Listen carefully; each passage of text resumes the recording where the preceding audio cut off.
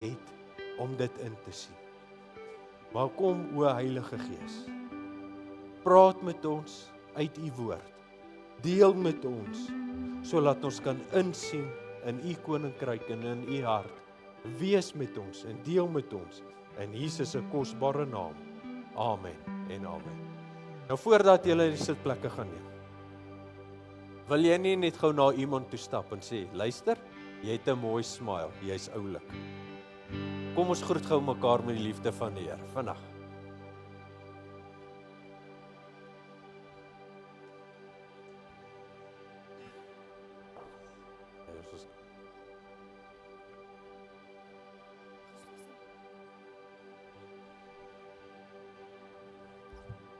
Nou die band is klaar, maar hulle is nie eintlik klaar nie. Nou dit klink nou moeilik. Maar een van hulle het verjaar die week. En sy sê sy verjaar nog die hele tyd. Nou die lied gaan eintlik so, Happy Birthday. Kan nie verder sing, ek gaan julle spaar. So ons sê vir Helene, baie geluk met jou verjaarsdag. Mag die Here jou ryklik seën. Kom ons gee vir haar hande klap. Baie dankie musiekspan. Baie dankie gemeente, julle mag die sitplekke neem. Mag die Here julle ryklik seën.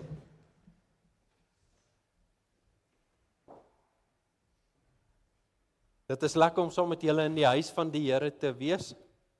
Nou saam met die lief is daar ook altyd leed.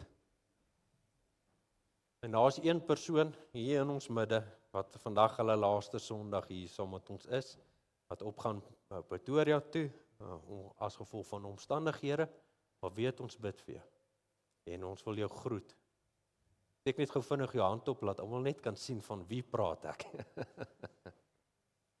So na die tyd asseblief, sit jou hand op sy skouer, hy het ons gebede nodig, maar weet, jy gaan hier weg, maak nie saak, of jy nou daarvan hou of nie, jy bly familie. So nee, weet ons seën is saam met jou. Maar ek wil sommer dadelik wegspring, en in die woord van die Here gaan. Nou na die tyd gaan ons as gemeente saam bid. Ons gaan by mekaar kom om te bid.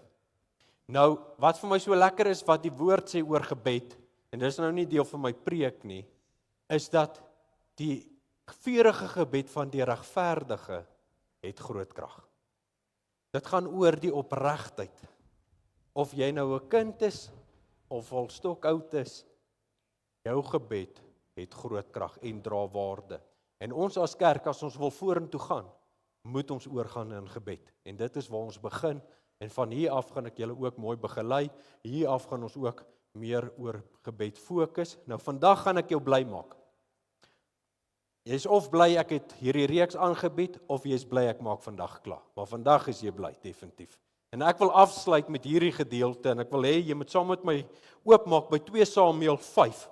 Nou hier is so 'n paar dinge wat hier gebeur, en ek wil net gou eers agtergrond gee oor hierdie gedeelte, en ons opskrif is, bid in die Gees.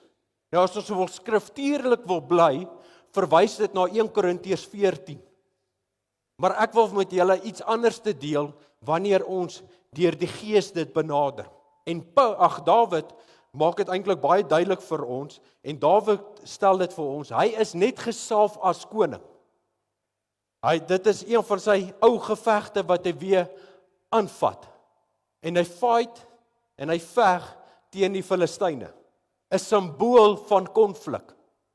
Nou ek weet nie van julle nie, maar dit is baie keer in ons eie lewe, dan voel dit, jy kom net nie deur nie. Jy kry nie net hierdie deurbraak nie.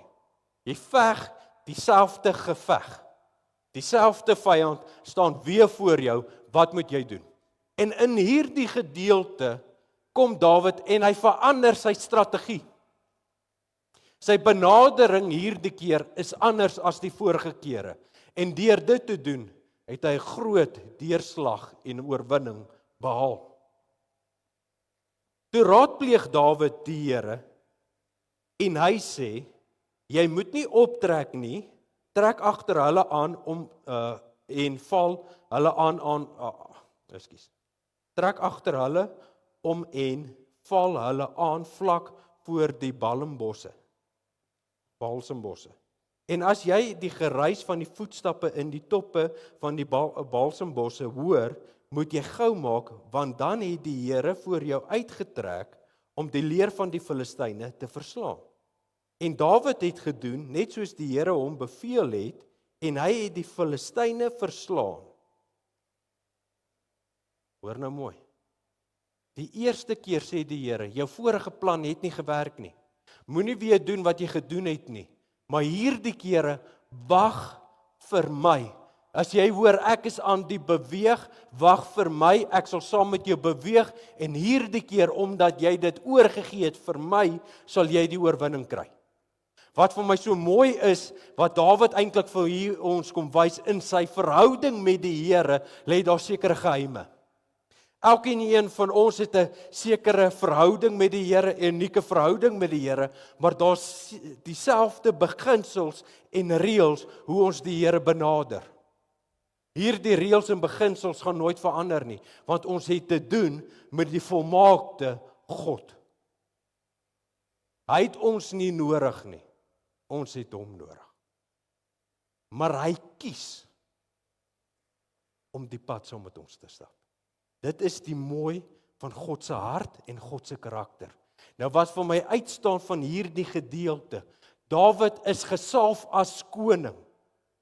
Nou omdat hy toegang gegee het en gekry het, beteken dit nie hy moes dit vervang met voorbidding nie. Baie keer omdat ons guns het by die Here, vervang dit nie die plek van voorbidding nie. Omdat ek 'n gesalfde is, het ek nog steeds werk om te doen. En hier kom die Here en hy wys dit vir Dawid. Hy sê, jy is uitgekies. Ek het jou gesalf as koning. My guns is op jou. Maar jy, Dawid, moet nog steeds my aangesig soek. Om te sê, Here, ek vertrou nie my vermoë nie, maar ek gee oor. Dit is wat gebed is. Ek sê, Here, ek is 'n slaaf van u weg en u wil. Ek wil dit nie vleeslik aanpak nie, ek gaan dit geestelik aanpak. En toe Dawid dit geestelik hier aanpak, toe verander sy hele uitkoms. Baie keer, omdat ons geestelik tekort kom, sluit myself in, dan wil ons oorgaan in die fisies. Daar's baie keer, dis waar lering baie keer vandaan kom, soos die 5 teologie wat in die Pinkster in beweeg het, en ook in die charismatiese beweeg het. 'n dwaallering wat sê, dit gaan oor jou geloof in jou geloof. Dit gaan oor hoe sterk jy glo, dan sal dit gebeur. Nee, die woord sê, vertrou die Here met jou hart en jou verstand, en hy sal die paaie gelyk maak. Daar's mense wat glo, omdat hulle geestelik tekort kom. As ek nou 7 keer om hierdie kant sal loop, dan gaan dit gebeur. Ons ken daai mense. As ek dit doen, dan bevestig ek dit in die gees. Jy kan dit nie bevestig nie. Net God kan dit doen. Maar omdat ek sy wil soek en sy plan soek, dan gee hy vir my die uitkoms wat hy uitgewerk het en nie ek nie. Dit is nie my werk om dit te bepaal nie. Nou as jy 'n goeie pick-up line wil hê, dan sê jy vir Regal, moet ek 7 keer om jou loop, of val jy dadelik vir my? En as hy dit nie verstaan nie, dan ken sy nie jou Bybel nie, dan los haar uit. Maar Psalm 144 gee 'n bietjie 'n insig oor Dawid se karakter. Gee vir ons insig oor sy verhouding met die Here. Hy sê, geloofd sy die Here, my rots, wat my hande leer om te veg, my vingers om oorlog te voer. Ek wil net gou by hierdie gedeelte bly. Is interessant dat hierdie Dawid een van die mooiste psalms skryf. Een van die bekendste psalms wat ek glo ons almal van weet. Psalm. Soos jy by mense kuier en hulle bied nie vir jou koffie aan nie, is tyd om te gaan. Maar as die koffie vol bly, dan beteken dit, ek wil nog met jou gesels. En as die koning van jou, loop jou beker oor, want hy sê, ek wil met jou tyd spandeer. Wat so mooi is van God se karakter, ten spyte van jou teenstanders, ten spyte van jou vyande wat so jou aankyk, sê die Here, ek is hier en ek soek jou teen volle. Met jou swakpunte, met jou seer, ek soek jou teen volle. Ek maak die beker oor. Ek wil met jou tyd spandeer. Wow. Leer my hande. Hoor nou mooi. Psalm 18. Hy leer my hande om oorlog te voer, sodat my arms 'n koperspan kan wees. As jy wil pile op die vyand uitstuur, dis hoe jy dit gaan doen. Toe Dawid hier sit en hy wag, hoor nou mooi. Ons het laasweek gepraat oor wag. Dawid sit hier en hy is gereed, hy wil oorlog voer. En die Here sê vir hom, Dawid, dit wat jy beplan is reg, maar dit is nog nie die tyd nie. Wag vir my. En wanneer ek aan die beweeg is, sal ek jou aan die beweeg sit. En dit is wat gebed doen, is om oor te gee en sê, Here, ek gee 'n tree terug. Fisies kan ek dit nie doen nie, maar ek gaan dit geestelik benader. En as ek dit geestelik benader, kom ek baie nader aan die Here en sy plan en sy uitkoms. En as die Here in die plan is, kan niks en niemand dit keer nie. En daarom bid ons. Om in die gees te bid, is om God te vertrou. En hoe begin jy God te vertrou? Hoe gaan jy meer geestelik toe? Dit begin met jou verhouding met die Here. Dit begin om te leer om oorlog te voer. Glo my, dis iets wat ek nou begin verstaan. Jy wil as ouer, verstaan jy, regtig 'n gebedslewe. En hoe ouer hulle word, hoe moeiliker raak die gebede. Of praat ek nou nonsens? Jy kinders het, toe begin sy intree. Omdat ons guns het by die Here, kan ons intree, want ons tree nie kragteloos op nie, maar met krag. Maar julle geliefdes, moet julle self opbou.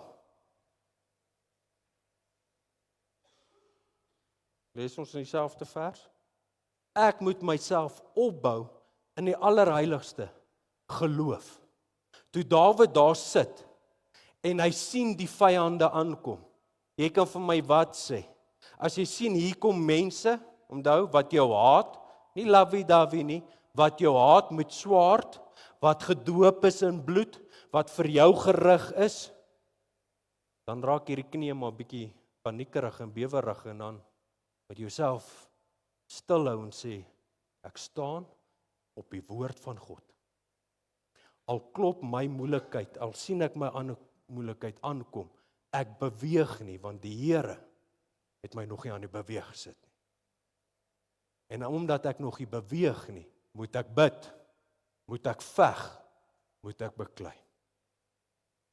En hy sê, bou julleself op. Hy sê, en dan in die Heilige Gees bid. Hierdie Heilige Gees is beskikbaar vir almal. Almal wat Jesus aanvaar het as verlosser en saligmaker.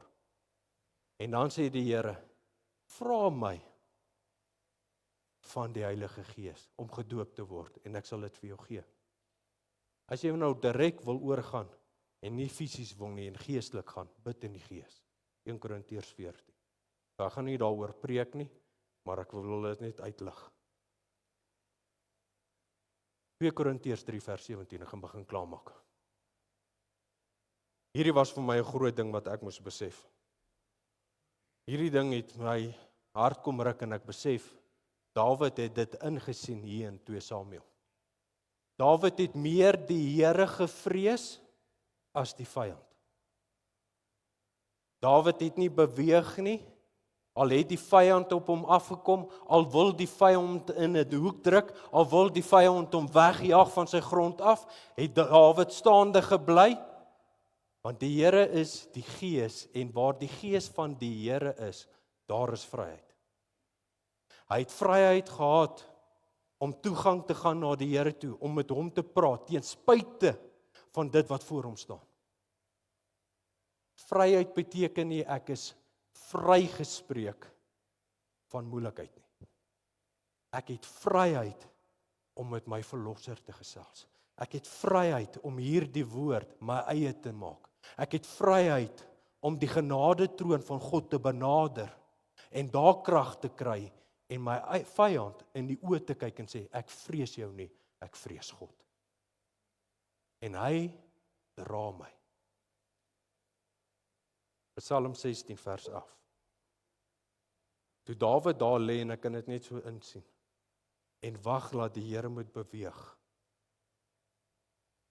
Toe Dawid sy oë van homself afhaal en sy oë op die Here gesit. Want Dawid moes op die uitkyk wees wanneer die Here beweeg sodat hy kan aktief wees. Kind van God, as jy wag op die Here, beteken dit jy moet nog steeds aktief wees. Jy moet jou kan doen, God sal sy kan doen. Dawid moes nog steeds 'n swaard by hom gehad het. Hy moes steeds mense gehad het wat opgelei is om te veg. Anders kon hy nie oorlog wen nie. Daar's 'n verantwoordelikheid wat ons het. Maar as jy die guns oor die Here het, gaan dit net makliker. Wat sê ek dit in vandag se terms? As ek vir werk soek, kom ons gaan nie daar nie.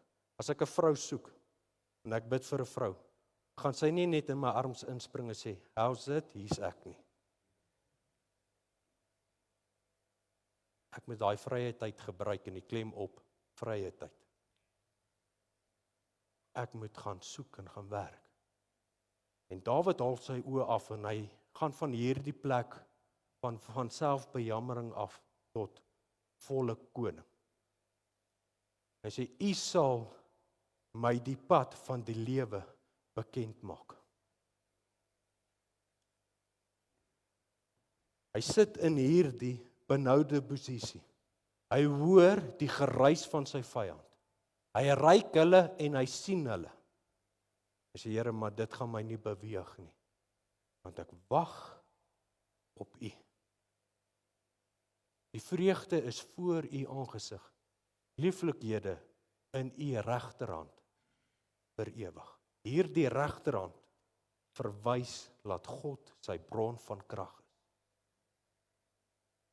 Daarom kom ek weer terug na Psalm 18. Die Here leer my om oorlog te voer, want hierdie arms rus op die bron van krag.